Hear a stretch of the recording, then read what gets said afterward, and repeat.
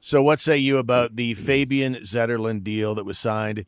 He avoids arbitration, so he had that hammer looming, so we knew he was probably going to get more than the Sens maybe would have wanted to pay to maintain the asset. As an RFA, arbitration eligible, Steve Staios signs him to a 3-year contract, and it's worth $4.25 million average annual value. What say you about that deal? That's a lot of money, isn't it? Like It they sure must is. have a lot of confidence in this guy, or they were scared that an arbitrator is going to look at his total figures and not his Ottawa figures. Like I think you look at his stats in San Jose, yeah, they're better, but from the Senator standpoint, look who he was playing with, look where he was in the lineup. He comes so from the player standpoint, yeah. When I come to Ottawa and I got to play with on the third and fourth line, my numbers aren't going to be as good. But if you play me in the top two lines, I'm going to be better. Like I'm sure the sticking point or the negotiating point from both sides was we think you should get less because of your numbers, and the other side saying we think we should get more because of my numbers. Just a different set of numbers. And I think that in the end, I think maybe the Senators blinked. Do you really have to pay him that much? That kind of caught me off guard. There's obviously great faith going on there. They really think a lot of the player, and that's why Steve Staios acquired him at the deadline.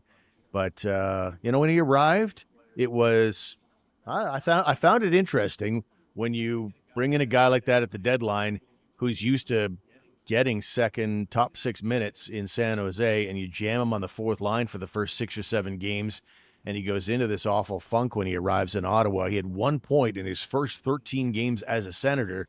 And then from there, I think it ended up with like 5 points in 20 games overall. So the Sens are taking a leap of faith here and hoping that he can bring that offense on a more regular basis. I mean, I like all the things that Zetterlund can do. He's got a really great release. He skates fine. He's not afraid to go to the dirty areas. He's not like not going to mug anybody. He's not that kind of fierce player or anything like that. But he seems to get to the right places on the ice.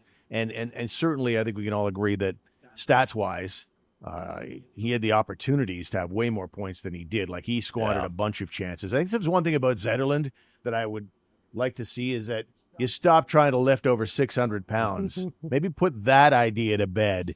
There's nothing to be gained. And I mean, if you're trying to compete with, get my personal best and crank it up to 650 and 700 someday, you're not helping yourself be a better hockey player. You're just inviting injury. And now you have a 3-year contract at 4.25. I'm not keen on that. Yeah, and that money pays him more than Perron, right? It pays him, well, more than Giroux, depending on what he signs for. Basically, he's a little behind Batherson, correct? Batherson's at 4.75 or something like that, and he 9, I think. Yeah, 4.9. Okay, he's below Batherson, and he's below Cousins and Stützle and Kachuk up front. I'm pretty sure those are the only guys. Like, that's a lot of money. That says he's top 6. So if he's top 6, is he the one that's going to replace Claude Giroux if you end up losing him? Is that the idea? I'd like to have both of them. That would be my long-term plan, would have both of them here. But maybe they're seeing him as, okay, he's going to play in the top 6. He's going to play up top and produce some points, and we're going to have to pay him like that. And that's what it ends up being in the end, that they're paying him on promise. They're paying him on potential. They're paying him on hopes and dreams. We'll find out. The Sens have $10.7 million left, and that's, I think, what most Sens fans turn their attention to right away after the Zetterlund signing, right? That, this guy plays the same position that Claude Giroux generally does, although Giroux can play anywhere as a forward, left, right, center, whatever you need. But people would eventually go to that right after the Zetterlund signing. Like, what does this mean for Claude Giroux? And the Sens have $10.7 million left on the salary cap right now. And so I'm amazed at how many Sens fans are okay with the idea of losing Giroux. Like, just, it'd be nice if he re-signed, but if he doesn't, oh well. They're kind of resigned to the fact. They seem okay with it. And then I'd have to call Sens fans' attention to what the second line now looks like. So let's say the first line is Stützle, Kachuk, and Batherson. Those are your top 3 point getters, your top 3 forwards here. And I also invite this same discussion if you want to talk about getting rid of Batherson. Like, what? But in the case of Giroux, so we're convinced he's, in some quarters, that he's not really a top 6 guy anymore. More of a middle, 6. But your second line right now, which, by the way, costs you $15 million, is Dylan Cousins, David Perron, and Fabian Zetterlund. And my thought immediately is I'm not sure that Giroux's inferior on any of those guys. Now, he's not playing center. I know that Cousins is going to be that guy, but Cousins hasn't exactly been lighting it up offensively. I would make a pretty strong argument that Giroux has to be re-signed when I look at the three guys that they're looking like they're going to go with as second liners, and unless they're maybe going to dabble in the idea of moving Shane Pinto up. I don't know. How do you get rid of Giroux when that's your second line right now? Well, you're bang on. They can't afford to lose Claude Giroux, not just for the production he brings, but I really think that for all the pluses and the positives that you got across the NHL amongst players by having Claude Giroux sign here, a big player, still a fairly, like maybe a top 25 or top 50 player in the NHL when he signed here, for all the pluses you got for that. Look, a guy went to Ottawa. Yes, I'm going to Ottawa. I want to be in Ottawa. All that positives to me goes right out the window if he then walks after 3 years. Now you're better. You're a playoff team. Next year you'll hope to go even further. And yet this guy who wanted to come here, wanted to play here, and then you don't even want to keep him anymore, or can't figure out a way to keep him. I think it really could hurt them. Not just on the ice, not just in the lineup, not just on the score sheet, not just point production. I think there's other ways that it can hurt this team if they're not able to come to an agreement with the guy who we all know wants to be here. And if you can't figure it out and work it out, you're in trouble. Like that's a serious screw up in my mind. Yeah, and this is, we have to preface this whole discussion with, if they had $30 million under the cap right now, then obviously they could get super creative and do some things and still, add on to that top six. But as it stands right now at 10.7, you're either giving some of that money to Claude Giroux or you're giving more money to a replacement in free agency, because I think Giroux is probably willing to give a hometown discount. It's already out there that's why he signed here. Right. He wants to be here for family reasons. And that maybe gives the Sens an advantage in any contract negotiations, because the only hammer you have as a pending UFA is the willingness to walk away in free agency. If the Sens aren't buying that, calling the bluff, they might be able to grind. But to me, I just think you're in a situation where, okay, you gotta look at the situation. Okay, if Giroux walks, you still only have $10.7 million left under the cap. What are you going to do exactly? How will you get creative to improve on Claude Giroux? And I'm having a hard time imagining it via free agency. Maybe there's some blockbuster trade in the offing that could work things out. But just reading the tea leaves right now and looking at the cap situation, I just don't see a situation where Claude Giroux has to be shown the door in order to go with what? Perron and Zetterlund as your second line wingers? That doesn't make sense to me. And when you look at what Perron and Zetterlund are making, how far are you willing to go? Like how big a bullet are you willing to bite here, Steve? Like would you be okay if just say, okay, Claude, we're going to give you $4 million? Like, because apparently maybe he's not too keen on this lower salary amount and some sort of bonus structure. Maybe you just say, hey, look, Claude, we'll give you 3.5 times 2. Are you willing to do that? Are you willing to even go to 4? You go to 4, that takes you 10.7 down to 6 or 7. That's not terrible. Still got some money left. Are you willing to do that? If it's just a straight dollar amount, how much are you willing to pay the guy? Right. And if I'm Giroux, I'm sitting here, I got to be north of 4. Because anything below 4 is insulting to me. Like you said, Perron and Zetterlund, they're now 4 or more. And I'm Claude Giroux sitting here waiting for something. If I'm not getting 4, I'd like to stay in Ottawa for family reasons, but that's insulting. Now you're really grinding me now. But do you want it guaranteed? Or are you okay with 2+ bonuses like a Taves? Or do you want 3+ bonuses? What are you looking for? Well, that's another thing. Why should... I know he's 37, but he's an Iron Man. Yeah. This isn't Jonathan Toews. I know they have the same agent, but Claude Giroux has missed 1 game in 3 years. Why should he have to be entertaining any performance bonuses? That's what Toews got. The guy had illness that knocked him out for 2 years, so you don't even know if he can play 10 games. So the Jets don't want to pay him, for a full season. Right. If he only get 10 games. He's a risk. Claude Giroux is not a games played injury risk, even though he's 37. He has missed 1 game in 3 years, and he hasn't missed very many games at all in his entire career.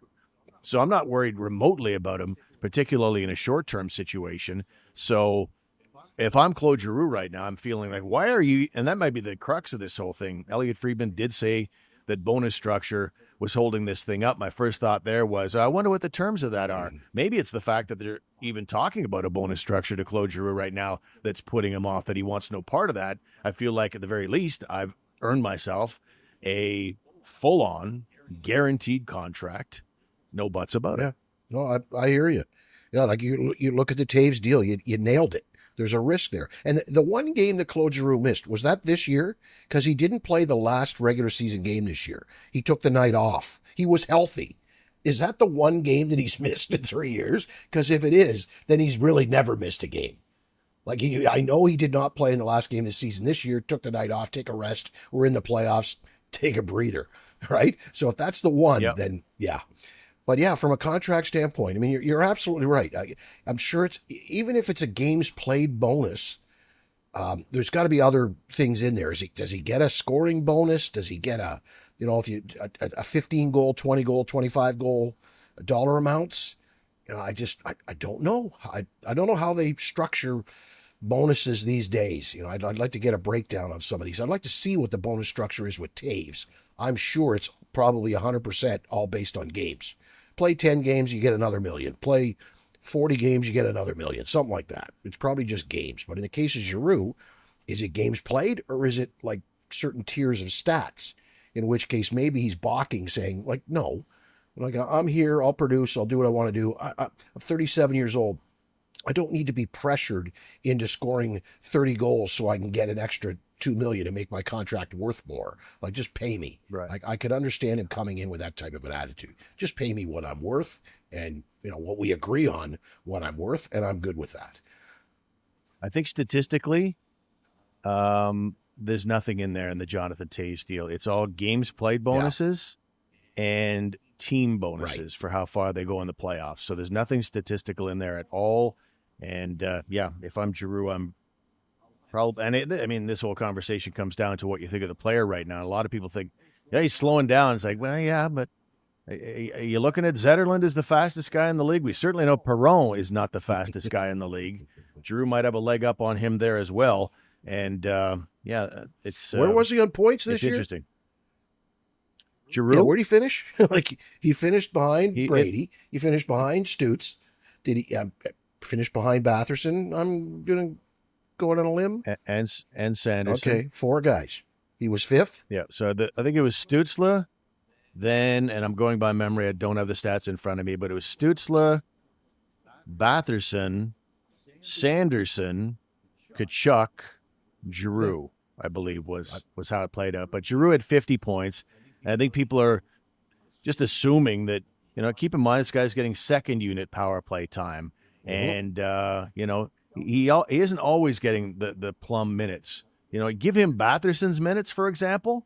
He's in the first power play unit and the line mates he gets. I think he's up around Batherson numbers. But let's look at his stats. It started out in his first year in Ottawa. I believe he was at 79 points. Sure. Second year, 64 points. And then this past year, 50 points. So there appears to be a fade going on, but that's not to say he couldn't bounce back from 50. There's this assumption, I guess he's going to get 35 this year. Like, it doesn't happen necessarily that quickly and that steeply. Yeah. And Giroux is a beast in the gym, so I don't necessarily think that he's going to continue that decline right away. It's going to happen to everybody, obviously. But I think you can still get, based on what's, unless you're going to make a big trade to move guys out, or buy somebody out or whatever. We're in the buyout window right now. The way it looks to me right now, I don't think the Sens are in good shape offensively if they decide to deal Claude Giroux with the possibility, affording to the possibility that, hey, they could go out and do some kind of blockbuster trade. I'm getting that Giroux deal done unless he's asking for something absurd. I am so done with old school Christmas lights. The tangling, the burning out, the minus 30-degree installation dangling from a ladder. Goodbye Christmas lights. Hello Celebrate, your permanent holiday lighting solution. I've got them on my home right now. When it's daylight, they're absolutely invisible. But at nighttime, things come to life. Right now, with the beautiful weather, we're looking forward to Canada Day. And of course, the classic colors of Christmas. You can really make the lights dance, all controlled from your smartphone. And on those nights when there is no occasion or holiday, you can roll with just a beautiful, subtle white light. And the installation team from Celebrite Ottawa was fantastic. So you can keep on rolling with old school Christmas lights, or you can contact them today at celebrite.ca. Yeah.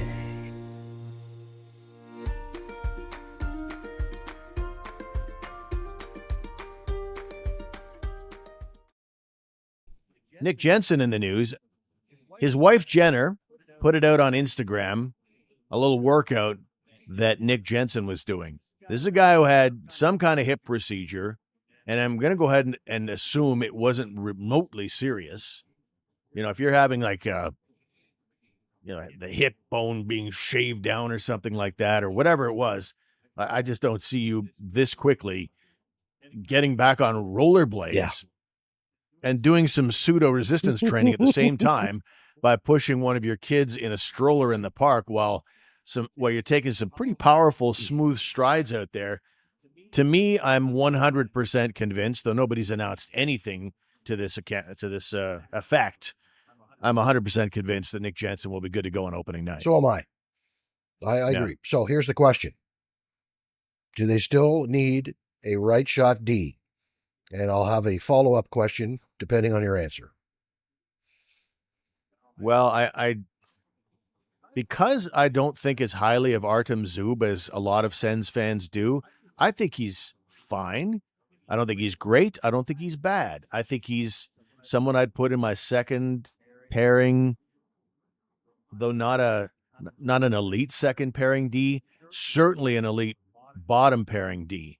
I don't think that right side, as it lies right now, is anything to write home about. Jensen, he's in that mode where, it could take a step back any year now. He'll be 35 when training camp begins. Zub, like I've already explained what I feel about Zub, and Matt and Powell is kind of a wild card. Will he continue progressing, or was last year the excitability of a first year in the league and maybe some reality checks in? My point is he's not a sure thing. And Yakimchuk, maybe he's going to come along, but I'm not expecting it this year. I'm expecting him to spend at least the first half of the year in Belleville. If he rips it up down there, then come on up like Erik Karlsson did years ago. But, I do think in general, Jensen makes me feel a lot better about things. Mm-hmm. But in general, I think if the Sens are fancying themselves as a Stanley Cup contender, they need that Aaron Ekblad type of player. They need another right shot D.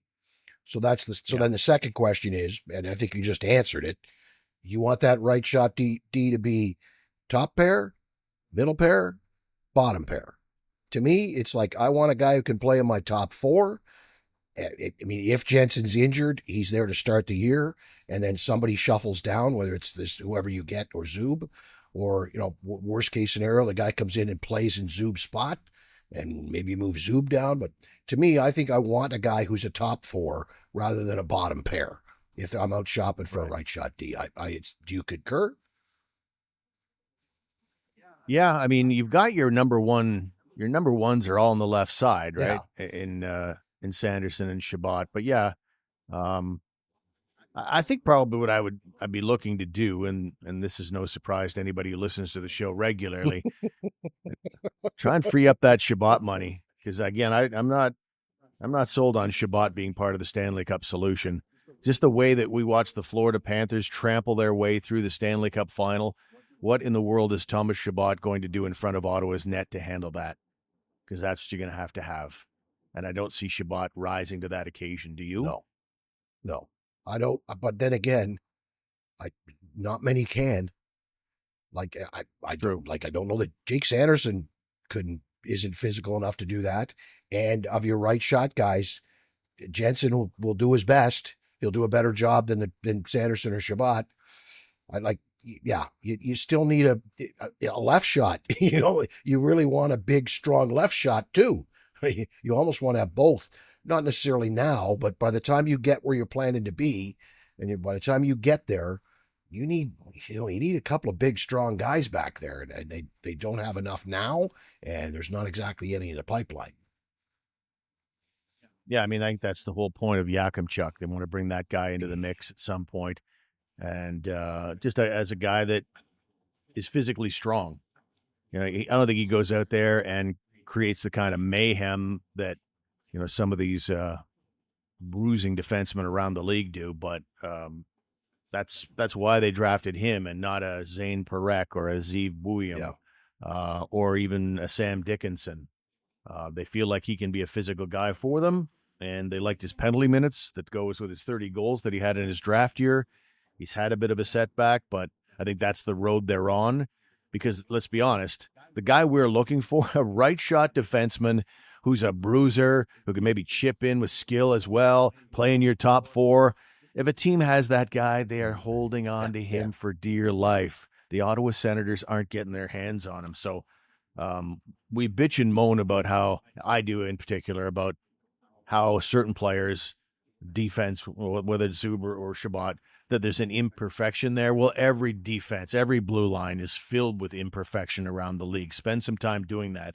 It just, it's a wish list scenario that's probably not practical. You brought up Aaron Ekblad. Okay, he's one of those guys, and he's exactly that, the type of guy that if you have him, you don't want to give him up, but Florida may have to.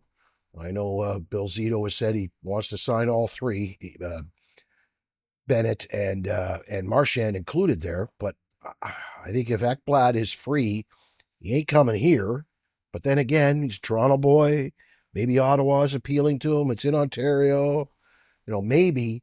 But I think if Aaron Ekblad, if they can't sign him, he's not coming here. And I don't know that the Senators would have enough money to sign him either. So then you're looking at the secondary guys that kind of fit into that. And there's not a lot out there, right? Like the Anderson guy in Calgary maybe, but there's just not a lot out there that I think can fill. Yes, there's a lot of right shot D. Don't get me wrong. But I don't know that there's a guy that we're talking about that we want to play in the top 2 or 4. Like you can find a 5th or 6th guy, no problem. It's going to be a tough ask to go of Steve Staios to find somebody who fits exactly what we think they need. It's going to be tough. Yeah. It's not enough to be big. You have to be able to skate. You have to be able to move the puck. Right. So big for big sake. Yeah, there's probably guys out there that can fit that bill, but let's say Travis Hamonic, we'll use him as an example. The way Sens fans, gave him the gears. Picture that times 2. If you got a guy out there who's got slow feet and isn't that great a puck mover. One guy that, because when I'm looking at UFA on the right side, I'm looking at Ekblad was the guy he's everybody's number 1 in terms of targets, so he's going to have his pick. But then the guy that slid in for number 2 for me was Dante Fabro. That looks like a guy that seems to have figured it out. A former first rounder, plays for the Columbus Blue Jackets. Had a it was claimed off waivers, but had a terrific finish to the season, playing top 4 minutes. That might be one of those kind of guys that provides that diamond in the rough possibilities. But I don't know that there's really not that much there in UFA. I don't know that I see Fabro as being that physical shutdown guy. I think neither do I. Dante Fabro's an offensive guy too. It's tough. Like I go back to the acquisition of Jacob Chikrin, the assets that were used to bring in something that you already had. Unless Pierre Dorian's long-term plan was, maybe this guy comes along and he's good and we re-sign him and we can use Thomas Chabot as a trade chip. Maybe that was Dorian's long-term plan with the acquisition of Chikrin. But the assets you gave up to get Chikrin, and then Jensen was great. No, don't get me wrong, but what you ended up getting for him, I mean, if you transfer what you gave up to get Chikrin to what you got in the end of Jensen, that's a lot to give up. And I just think they'd like to have those assets back and do a different deal. Jacob Trouba's not exactly the right shot, but he's a guy who could play there for you. There were other guys around at the time. Some, thankfully, they didn't go after. Like Matt Dumbo was around at the time. There were guys that could suit that role that if they were here now and playing, you'd be like, yeah, okay, this guy's good. He's fine. But you went and got Chikrin, and it cost you players, and it cost you draft picks, it cost you draft picks that just unnecessary. It just, ugh, that was a mistake. There's the desperation level when you get down to it. We're realizing there's nothing here in the present that's practical and realistic. So we're going back in time to look at things that might have happened in the past. Do a little time travel. If I'm going time travel, I'm going to 2016. Our pal Logan Brown, who you loved so much in the early days of the podcast. You couldn't talk enough about him. You wanted to adopt him, if I recall. Yeah, great kid. Don't get me wrong. It's just he just was not a first round selection. And the guy, I think that was the year Charlie McAvoy was sitting there like 2-3 picks later, something like that. Imagine Charlie McAvoy right now, how good he would look right now. But anyway, don't want to spend time gazing at the past. Otherwise, we'd be more likely to go after the lottery numbers than someone other than Logan Brown. Can't think that way. Anyway, moving on. We had mentioned the Florida Panthers there, and since we last got together, they won themselves that thing called the Stanley Cup, their second straight victory, and I don't think they've stopped partying yet. Like every time I go on social media, they're at a nightclub, they're at the beach, they're spraying champagne, they're denting, having their celebrations, swearing and having fun, and it looks like an absolute blast out there. But it really, I mean, it's just a perfectly constructed roster when you get down to it, isn't it? Yeah. It shows you there's only like 3 draft picks in there, Steve. Everything else is trades, free agents. Like the Forsling one just blows me away. Forsling on waivers. Like, my God, what a coup. And the trades, like the Bennett, Reinhardt, Kachuk, like, holy smokes. What a way to build a roster when it's for so many years. And there's still some GMs in this league who say it's draft and develop, draft and develop. Well, I don't know. I've watched Tampa and I've watched Florida, and they're not exactly draft and develop teams. I'm thinking maybe it's not the Dallas, even to a certain extent, who I think is pretty darn close to them in the last few years, in the last 5 years, the NHL as being a top team. Not exactly draft and develop. Yes, they got draft picks. All of them do, but it's not the way it goes anymore. It's got to be done differently. It has to be a little bit from here, a little bit from there, a little bit from here. Column A, column B, column C, put together a winner. And what a family, what a great group. Watching them celebrate I thought was pretty cool. Handing off the cup to all the guys. It's his first, he gets it. It's his first, he's next. It's his first, he's next. As they were passing the cup around, I thought that was pretty cool. That was really cool. Yeah. Yeah, you're right. It's so crucial to have great pro scouting, and clearly teams like Florida and Tampa have had that. We haven't really talked about the tax thing. That's a factor in there as well. And I assume there's been some good drafting over the years. You ought to have it all. You're quite right.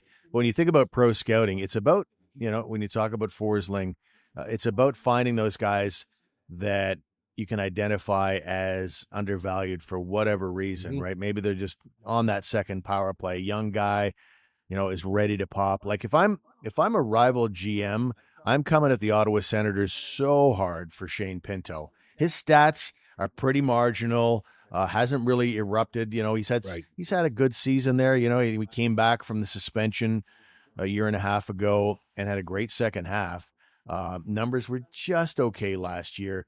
And I think that guy, if given plum opportunities, first unit power play, like he's not getting power play time in Ottawa, right? That's a guy, a good pro scouting staff like the Florida Panthers, would identify and, shoot something impressive that maybe a veteran player that's just about to, go on the slide. That's the kind of stuff that great pro scouting staffs can do, and obviously the Panthers did a bit of that, and they've got decisions to make. Like I think we talked about this off the air. I got the big 3 with Bennett, Marchand, and Ekblad. Ekblad we've covered. What happens now with Bennett? Bennett said in a nightclub, I guess, I'm not bleeping leaving, and everybody went crazy. That could have meant I'm not, as Jimmy Jerome said, that could have meant I'm not leaving this nightclub tonight. So we don't know. What do you think happens with those 2 players, Bennett and Marchand? I got to go with Zito, who says he's going to do everything he can to keep everybody. He says we'll keep all 3. So, all right, going to take some creative bookkeeping. But yeah, I don't see how it happens. I don't, unless they take serious discounts. But I did get a little tidbit the other day. Who was it? It was Eric Macramella. We should give credit where credit is out there, right?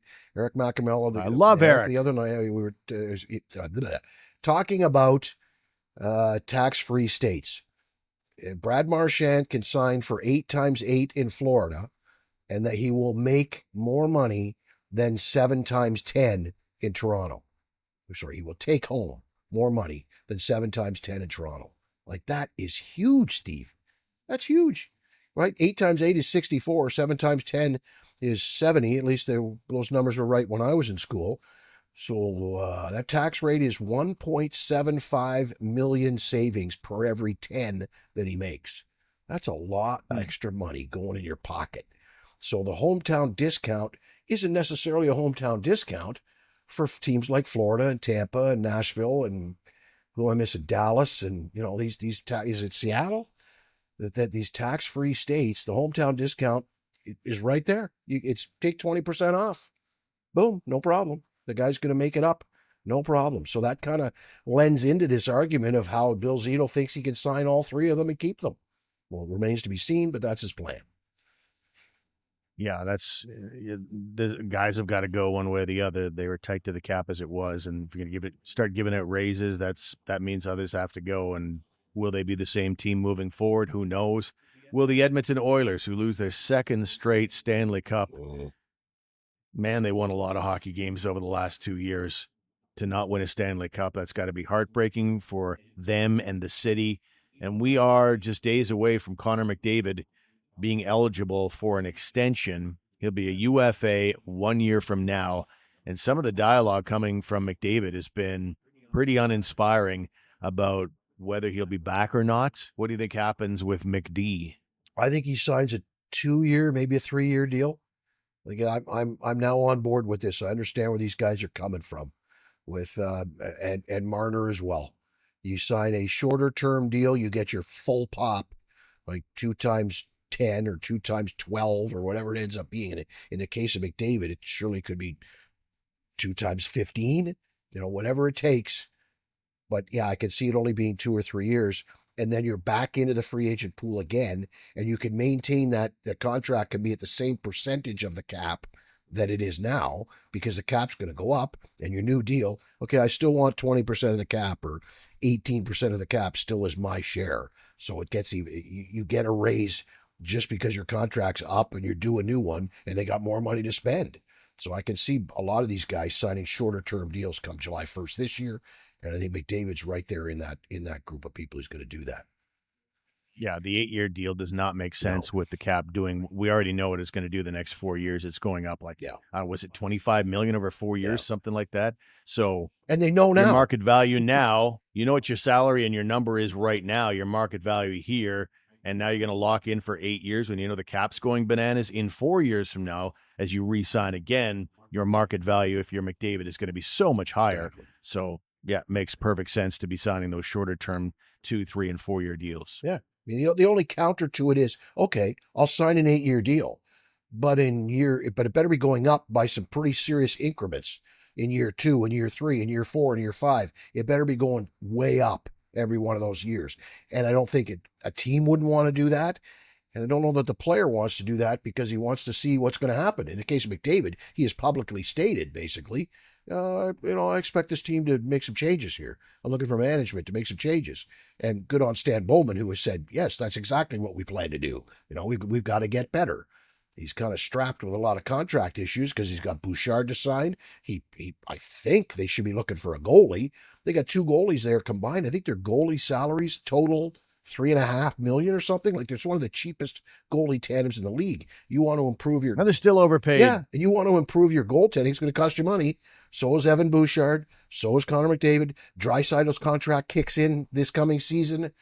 Like, there's not a lot of money to play around with there at Edmonton. So yeah, Connor has said, yeah, I just want to see what they're going to do here. So that to me says, I'm going to sign for a couple of years and then see what's going on, and then maybe I'll take off to Vegas. It's interesting that he said, winning is the biggest thing. And I'm like, is it? though? Are you going to take less? Because every extra dollar Right. you take in Edmonton lowers your team's chance of winning and doing other things and building a proper team. So if winning really is the big thing, then I'll expect to see him take a hometown discount, take a little bit of a Plus, haircut to make that happen. Can't see it. yeah, not just hometown Doesn't it? discount, but hometown discount plus. Like, look Right. at Crosby. Crosby has been grossly underpaid his entire career. That's a Right. guy who believes that winning is the only thing and is willing to take less. Like, you can only spend so much, folks, before you die, right? And if you invest it properly, once you get over $6 million a year, does it really make that much of a difference? Like, You're set for you know life. what I mean? Does it really make that much of a difference to go from 6 million here to 8 million there?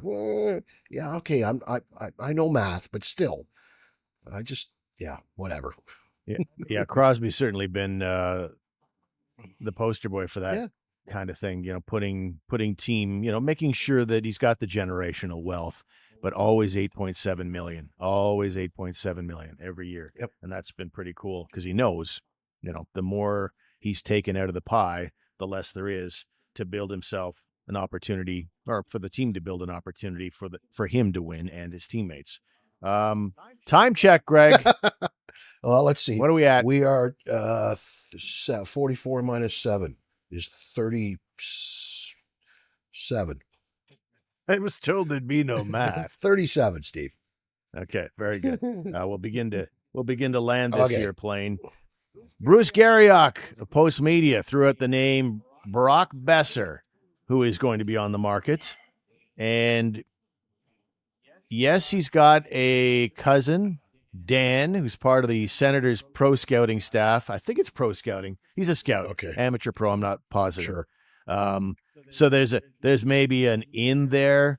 Part of Dan Besser's job is to bring good players to the Ottawa Senators. So maybe he can put in a good word. I don't know. But the guy, Besser, had, he was around Giroux numbers, and he's going to be a UFA in the open auction. So I got to think that he's probably going to get more than Giroux would be asking for. Mm-hmm. But an interesting player. I like him, in terms of the offensive production. But I'm not in love with the player. I think he can upgrade, but at what cost when you only have $10.7 million to work with here? Besser, what do you think? Yeah, I look at Brock Besser again. I know this is repeating to you. We talked about this before we came on here. I just see him as being. I know he's 6'1", but he's not known to be big. He's not exactly known to be fast. He's not a big, strong, mean guy. So, okay, is he a skill guy? He scored 25 this year. Now, he scored 40 the year before. That's nice. If he can score 40 goals, if he's playing here, I assume he play in the top line, then maybe he could produce at those kind of numbers. I just think it's a bit of a gamble. I think he's 28, 29. I think it's a bit of a 28. I think it's a bit of a gamble. If you're going to sign this guy to 7 years, what you're going to get for it, I'm not sure that in 7 years, like in 5 years, maybe you're not happy with it. In 3 years, you might not be happy with it. So I'd be a little leery. But then again, this trend now, or this idea of guys are only going to sign for 2 years or 3, then maybe it is worth it. Maybe it is something you take a shot at. I don't know. We'll wait and see what happens. But I'm just thinking he's been up and down, inconsistent, and he doesn't seem to fit the mold of the type of big, strong, tough, fast, skilled guy that Steve Staios seems to be looking for. It's amazing how everything starts with a caveat when you're talking about bringing in someone, whether it's through trade or free agency. If he can do this, then I'd be all about it. Well, who knows if he's going to do this? Right. 40 goal man. Hey, that starts to get people's attention. Mm-hmm. But is he a 20, 25 goal guy now? I don't know. And that's the art of being a general manager. And while some days I like to get online and do those mock drafts and things like that, or mock trades. Yeah. That's kind of fun. But when it's happening publicly and your livelihood depends on it, it's just so much guesswork. You take your best shot, but you just never know. And that's going to be the case at the NHL draft. Starts on Friday, and be the first round, and then the second round is Saturday at the Peacock Theater in Los Angeles. However, Steos and his amateur scouting team will not be in LA. None of the executives will, or the coaches. They'll all be back in their home cities, hunkered down in the, I don't know, we'll call it Draft Central here in Ottawa, and make their picks. And I don't know, what do you think of this move to decentralize the draft this year, and only allowing the top 50 players on the prospect list, according to NHL Central Scouting, to attend the draft? They're the only ones that get invites. I guess everybody else has to buy tickets. I don't know. But I find it weird. Probably a chance to try and save some money. But what did you think? I don't like it at all. Although historically speaking, it was the way it was done until 78, 79, 80. I was at the 80 draft, the Denny Savard fiasco by the Habs. I was at that draft where players were there and fans were allowed into the forum. But I think prior to that, maybe 78 was the last. It was always by phone from a desk. Baseball is done that way. NFL is done the way this NHL is now going to do it. NBA is done the way the NHL is now going to do it. But I'm sorry, I prefer to have the players there and walk up on stage and have your moment and pose for the picture in your baseball cap. I don't like the baseball cap, but anyway, I think it's better when they're in the building, and I hope there's already been talk of going back to it next year. The one plus, though, is I think it will be easier for GMs to make trades when they're in their little bunker, right? It'll be much easier for you to pick up the phone and talk to so-and-so in his bunker than to have to walk across the floor and talk to him, or to phone him from your table on the draft floor when he could barely hear you and you could barely hear him. I think maybe this might bring up a little bit more action in trades, because it's going to be that much more easier for these guys to communicate with each other and get things done. So hopefully maybe we'll see more trades. I think the whole thing was like an assumption that they'd save money by doing it this way, by staying in their home markets. But you mentioned how they're already looking at maybe going back to the standard format, because they realized, okay, we thought we were going to save money by not having everybody getting hotels in LA and flying them to LA. Well, they still have to bring them to Ottawa. Yeah. You know, it's not like they all live in Ottawa. They all have to be flown into Ottawa. They all have to be housed in Ottawa. Not all their scouts are here. And the point is, they're not saving the kind of money that they thought they would. I think, to me, if I was going to make a change at this point in time, it would be to make the Sphere in Vegas the permanent home for the foreseeable future for the NHL draft. Like, I thought that was amazing last year. Like, that was the best draft on TV I've ever seen. Yeah, it was pretty cool. I agree with you. That was pretty cool. But the moving it around thing is like, let's be honest, Steve. It is what it is. It's an opportunity for the NHL to reward this team and that team and this team, that they can make a little bit of money and do some PR work in their market, right? Like, the draft is going to be here this year. It's a big deal to the teams, right? The draft, the All-Star game, you know, these things are a big deal to the franchise that's hosting. To the rest of the league, they could care less. But to whoever's hosting it, it's a PR and marketing opportunity for the NHL, but especially for the local team. So I think that kind of takes away from things too with going centralized. Yeah. So the way it will work is Steos will make his pick at 21. First, we'll say Gary Bettman has laid claim to the first overall selection by the New York Islanders. He will make that one. The Islanders are on Long Island with their group. They'll phone it in to an employee. They do it. Every team does have an employee there, so they don't screw up communications. They say, this is our pick, and that guy will inform the NHL of who the pick is. Number one is the Islanders, and Bettman will make that announcement. After that, for the next 31 picks in the first round, it will be a special guest of each franchise. It may be a former player or a current player. It might be a celebrity that has a connection to the team, like Alex Trebek in 2020 when he had a recording where he announced Tim Stützle's name. Could be something like that. And so I'm not sure what the Sens have chosen in this front. We'll find out. The player will go up after the announcement by the special guest and get the hat and the jersey, shake a hand to the guest, and then they'll walk out into some sort of virtual hockey room, they're calling it, that's got the Sens branding everywhere, and they'll have a two-way camera, and the kid will immediately have a conversation with Steos and his staff and that will be televised for the first time. That initial conversation between them, and there'll be a reporter in the room to have the follow-up one-on-one in-person interview. So that's kind of the dynamic of how it will run on Friday for the first round. Second round, no idea how that's going to go. It's probably just phoning it in, Yeah. and why I have no interest, because honestly, the Sens draft 21st overall. They don't pick again till 96. They pick 96th and 97th. Yeah. They don't have a second rounder. They have the last pick in the third round and the first pick in the fourth round. So 96 and 97. And talk about crapshoots. They get Saturday morning off. Yeah, exactly.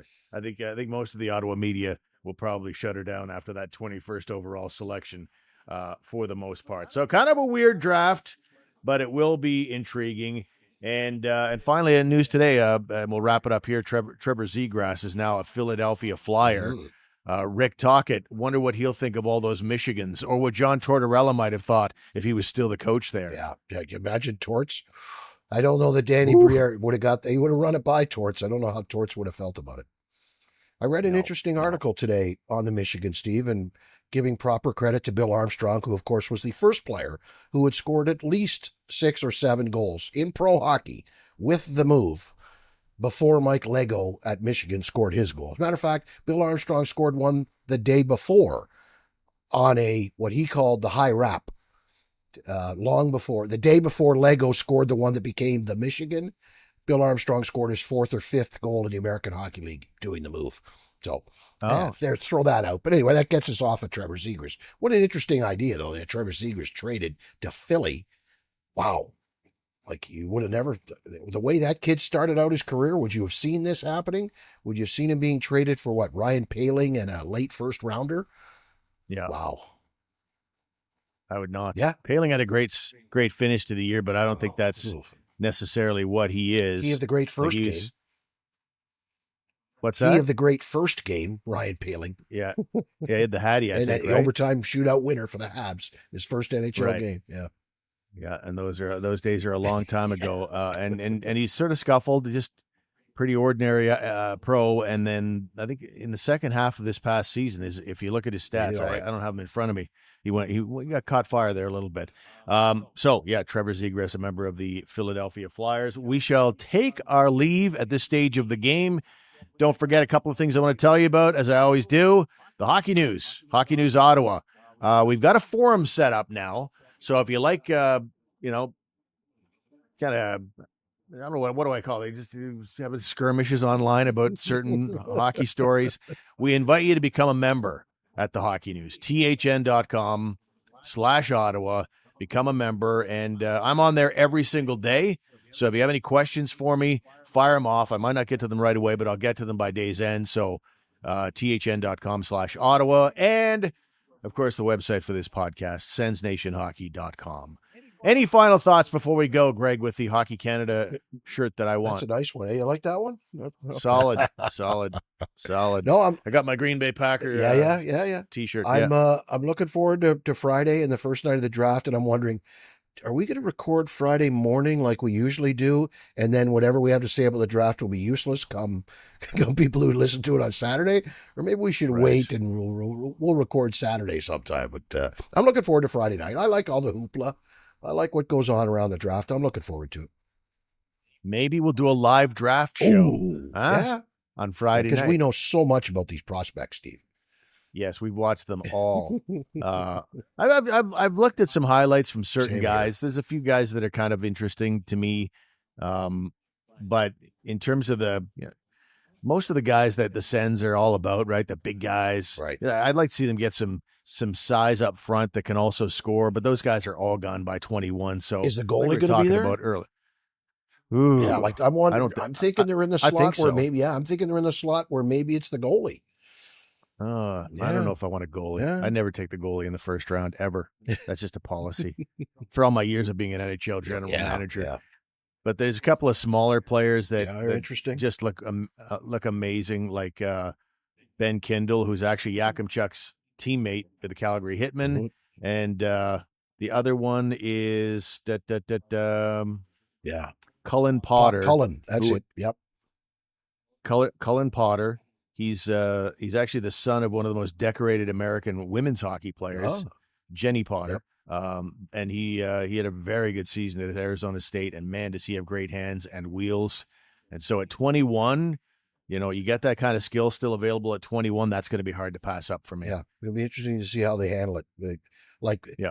What compared to the Tyler Boucher year, or even the one after that, just the biggest guy available. Even last year, taking big, huge guys when you think, well, this guy might be small, but he's got a way more skill than that guy.